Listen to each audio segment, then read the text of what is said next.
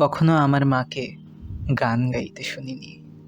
সেই কবে শিশু রাতে ঘুম পাড়ানিয়া গান গেয়ে আমাকে কখনো ঘুম পাড়াতেন কি না আজ মনেই পড়ে না। যখন শরীরে তার বসন্তের সম্ভার আসেনি, যখন ছিলেন তিনি ঝড়ে আম কুড়িয়ে বেড়ানোর বয়সের কাছাকাছি, হয়তো তখনও কোনো গান লতিয়ে ওঠেনি মিড়ে মিড়ে দুপুরে সন্ধ্যায়, পাছে গুরুজনদের কানে যায়।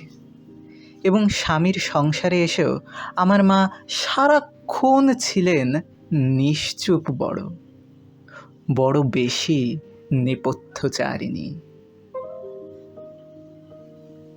যতদূর জানা আছে টপ পাখি খেয়াল তাকে করেনি দখল কোনো দিন।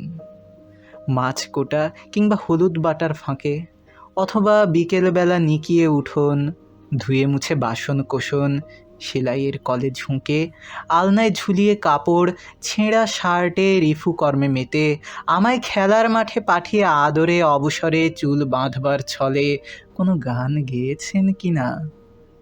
এত কাল কাছাকাছি আছি, তবুও জানতে পারিনি যেন তিনি গান দুঃখ জাগানিয়া কোনো কাঠের সিন্দুকে রেখেছেন বন্ধ করে আজীবন। এখন তাদের গ্রন্থিল শরীর থেকে কালে ভদ্রে সুর নয়, শুধু ন্যাপথলিনের তীব্র ঘ্রাণ ভেসে আসে।